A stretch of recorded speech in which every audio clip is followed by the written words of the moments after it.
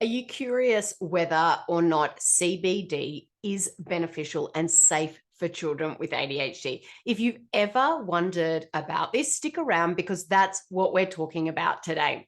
I'm Dana Kay here, and I want to invite you to go ahead and hit that subscribe button below. I post videos about all things ADHD for children several times a week. So when you subscribe, it does two things. First, it makes it so that you don't miss any of my new videos, but it also helps me out because it tells YouTube that I'm providing content that's helpful, which in turn helps other people find me. So please go ahead and hit that subscribe button right now.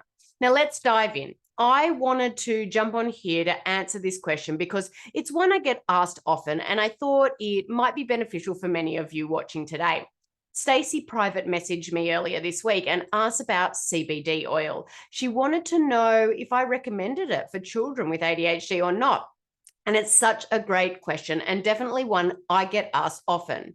Before we jump in, I do want to introduce myself to anyone who might not already know me. Like I said, my name is Dana Kay, and I'm a board certified holistic health and nutrition practitioner. And I specialize in working with children with ADHD and helping them find natural solutions to reduce those ADHD symptoms.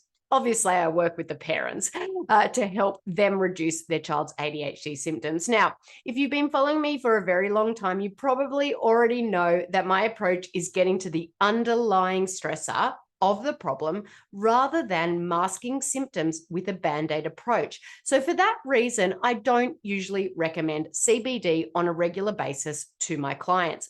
But I am not opposed to it either. A healthy diet and lifestyle should always be the first step to improve health.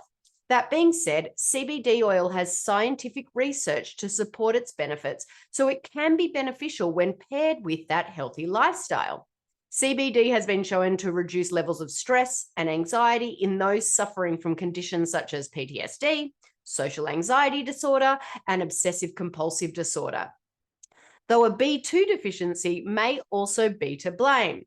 CBD has been shown to reduce depression by enhancing both serotoninogenic and glutamate cortical signaling. Both are lacking in those with depression. I thought I should probably start with some information about CBD oil for those that don't know. Now, there are two different types of CBD oil products: hemp-based CBD oil and marijuana-based CBD, which is what someone would buy at the dispensary. Both contain CBD and they're both derived from the cannabis plant, but hemp and medical marijuana are different varieties of the plant. Marijuana-based CBD is generally going to have more THC and other cannabinoids. CBD oil does not contain THC, which is the component of CBD or marijuana that causes that high feeling. This is an important distinction that many people don't understand, and hence the hesitation to give it to children. Hopefully this is making sense so far, but if you have any questions at any point, go ahead and pop them into those comments.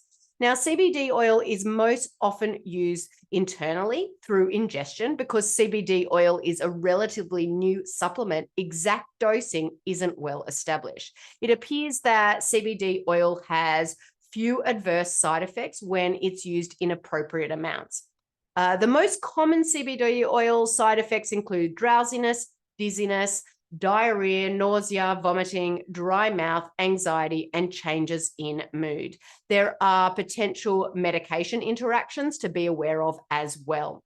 Now, we know that CBD is a potent inhibitor of cytochrome P450 isoenzymes. That's a mouthful. The CYP450 enzyme system works to metabolize prescription drugs and eliminate toxins from the body. Because it alters CYP450 isoenzymes, CBD may inhibit our body's ability to metabolize certain drugs, causing them to stay in the body system longer. And that's why it's important to consult your healthcare professional before using CBD, especially if you're on any medication. Now, if you do decide to try it with your child, please consider these things. Start by purchasing a high quality oil from a reputable company. A higher quality oil will be more bioavailable, so a lower dose can be enough. Begin with the recommended dose on the bottle, especially if using preventively. Now, some notice a change immediately, while others don't notice any improvement for several weeks. Now, if after several weeks there is no change, increase the dose. As with most herbal supplements, a small dosage 3 to 4 times a day is usually more therapeutic than one large dose. Now, I actually just recently interviewed a CBD expert for my Soaring Child podcast, and her episode has just dropped. So I definitely recommend, if you want to learn more about this topic, to go ahead and check out that podcast episode.